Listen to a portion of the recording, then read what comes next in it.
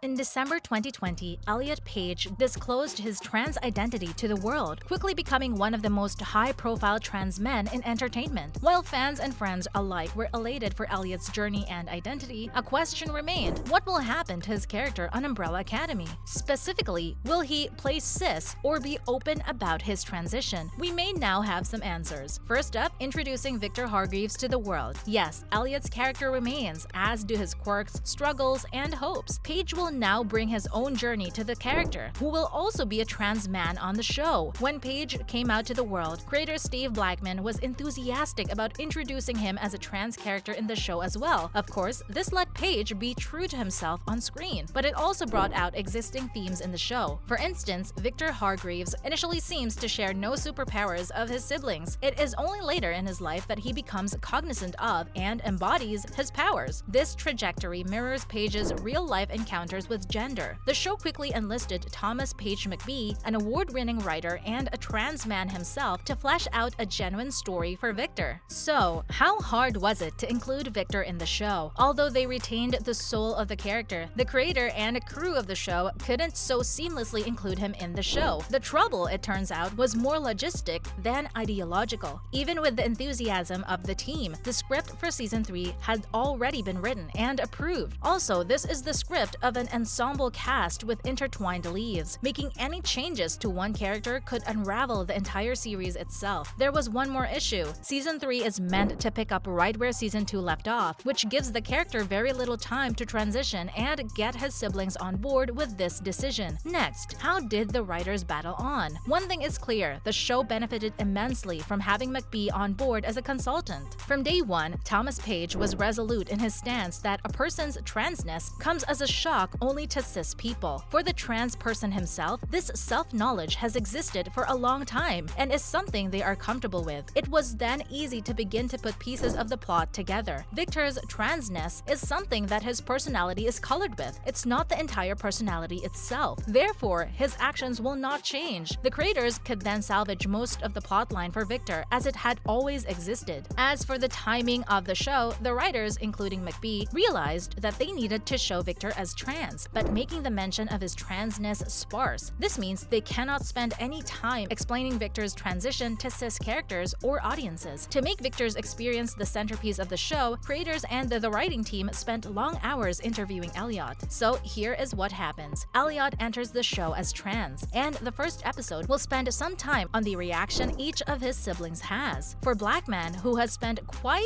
some time with the characters, this was quite easy to imagine and write into the show. The season launches on Netflix on June 22, but already a huge buzz has generated about the representation of trans masculinity, which, well, there hasn't been a lot of. And now, is trans masculinity on screen a first? Not really. There have certainly been others, but the situation hasn't really been hopeful. In the 2021 to 22 period, there were only 14 trans masc characters on TV. Although there have been gains in queer representation across screen, not everyone has gotten an equal share of the pie. Trans men have pointed out that they are worse off than not just their cis counterparts, but other queer people as well. For instance, while there were 21 trans women on screen in the 2019 to 2020 season, a historic high, there were only 12 trans men. Even in an industry where trans men have been pushed to the corner or refused the limelight, there are some bright spots. Case in point, Casey Parker's from Grey's Anatomy, and then newest intern at Grey Sloan, a cybersecurity expert, quick-footed, and a trans man. Another refreshing openly trans character was the young Theo from The Chilling Adventures of Sabrina, who identifies as non-binary too. Although this show spent more time than Grey's Anatomy discussing the bullying and confusion the boy has to go through, it folded these details into a larger coming-of-age story about making peace with yourself as a teenager and letting yourself be who you long to be. TV lately has been dotted with a trans man character here and there, but there are not quite enough to do justice to the full spectrum of trans experience. So, did it seem to have worked? Now, we know what you're thinking. All the effort that went into making and remaking the show, did it work? The reviews are in, and the answer seems to be a resounding yes. You can read on, cowards. There will be no spoilers from here on. From the looks of it, Blackman and co. have managed to do exactly what they had hoped to. The episode begins, Viktor is introduced, everyone's reaction is clogged, and we return to the tears in the space-time continuum that will rip our world apart. The show, that drops in a day or two 2 or dropped some days ago depending on where you watch this video, this is why we always tell you to subscribe, has been called the best one yet. This installment seems to have done justice not just to Viktor's character, but also the bizarre magic of the series. And now, for some other news. Starting with, Elliot Page was forced to wear a dress for Juno promotions. Hollywood might have become more open to the idea of diverse sexualities. This wasn't always the case. Even within a career that's not yet 2 decades old, Elliot Page has seen how unforgiving the industry can be if you ever try to present yourself in a way that could hurt their film's success. In one harrowing incident, he recalls that he didn't want to wear a dress to Juno red carpet. He tried to walk with executives from the film's distributor, Fox Searchlight. His request was simple. He wanted to show up to the event in a suit. In response, the higher-ups were resolute. The part of Juno was for a girl, so the actor had to also present as a conventional girl in all promotional events. Even though Page was still closeted then, he thinks it's